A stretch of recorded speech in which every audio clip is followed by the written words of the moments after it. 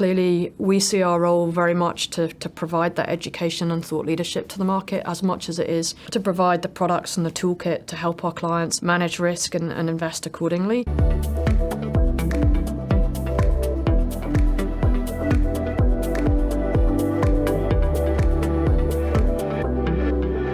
Welcome to FTSE Russell Convenes. I'm Lee Turner-Kahn, head of the Index Investments Group for Americas at FTSE Russell.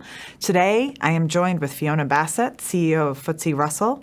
In our discussion, we'll be covering Fiona's career and her recent move to FTSE Russell. Fiona, welcome. Thank you very much, Lee. Pleasure to be here. What piqued your interest to take a job on the indexing side that is owned by a stock exchange? That's a great question.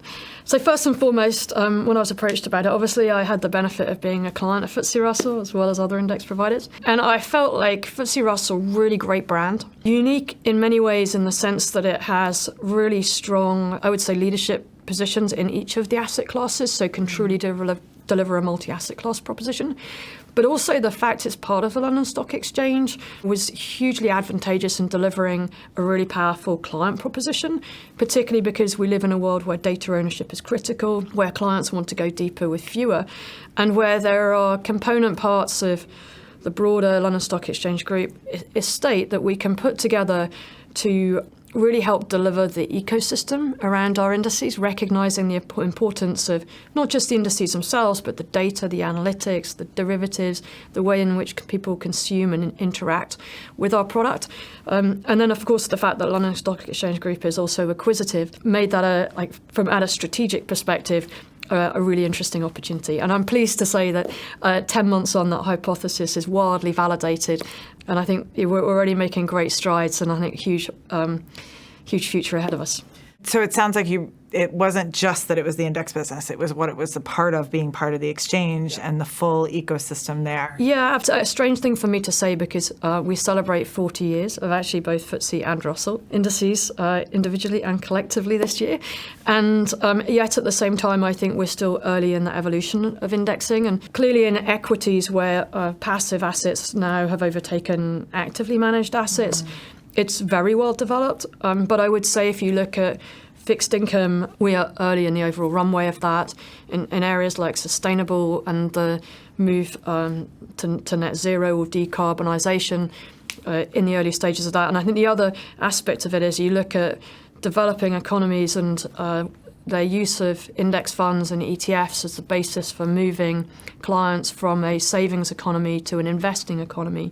And then you look at the advent of digital wealth, which actually expands the opportunity set to be able to deliver solutions to clients who maybe were underserved from financial markets. And I think all of those align to have a great forward for the indexing industry. It's interesting because you'd think, well, isn't passive done? Like, you're right, you have the indexes, they market, they capture the market. Is there that much more innovation to have? But you bring up digital and you bring up fixed income and active. It sounds like there's plenty of room still for innovation when you look across the clients. Yeah, absolutely. And I mean, you point out digital as being a great example of that. Fixed income is further behind than equities and got runway, but it's an established asset class in some way. And then you've got the rise of digital, and the clear demand for tokenized assets. And I think the importance actually of a provider such as ourselves providing the transparency and the governance framework around an asset class that needs not only that, but also the education around it, and is at a much earlier stage in the journey. So I think the wonderful thing about financial markets and investing is that the nature of it is dynamic and there is always something new. That must present challenges too. So what are some of the biggest challenges now that you're 10 months in that you see with either in the role itself or within the index business? So I think, as I say, we're still early in the overall development. I think there's a huge amount of need for education. That is true both even actually in established spaces as well as the more nascent. And I think clearly we see our role very much to provide that education and thought leadership to the market as much as it is to provide the products and the toolkit to help our clients manage risk and invest accordingly. From a FTSE Russell perspective, say a 40th anniversary this year, but in many ways I look at ourselves as a startup when I think about FTSE Russell being part of the London Stock Exchange and our ability, I think, to deliver a really strong value proposition for our clients, or even stronger value proposition for our clients. That level of entrepreneurialism is kind of key, I think, to the way that I want us to operate in solving problems with our clients and partnering with them. I would assume that you're trying to set up teams that will have that entrepreneurial attitude as well, and try to solve those challenges. Always when a new leader comes in, I assume that's a challenge that you have to face. Do you have the right structure? How's that been? We have wonderful people, and I knew this as a client because it was very clear to me that I felt that of all the index providers, and it sounds like I'm biased saying this, but I can truly say this having been a client, I really felt that FTSE Russell were the ones who really had partnership at the core of their approach. I would agree.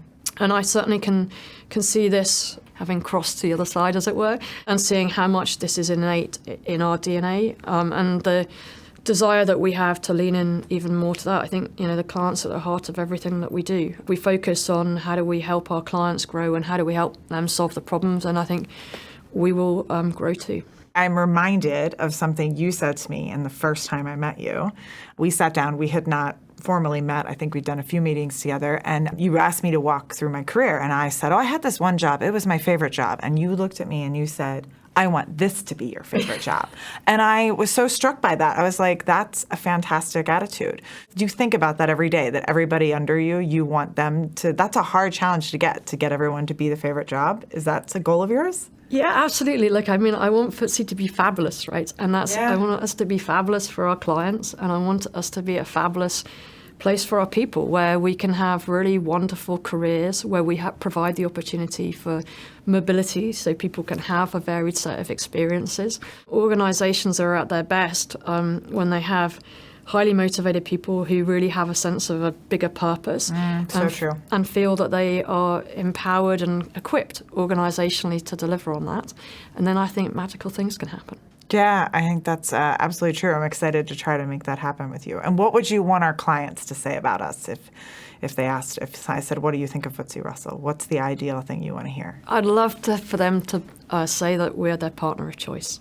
We're the first port of call if they've got a question, if they've got a challenge, if they've got an issue, if they want to make a connection. I think one of the things that FTSE Russell can bring is, we sit in the intersection of the ecosystem. We touch asset owners and asset managers and insurance companies and banks and hedge funds and exchanges.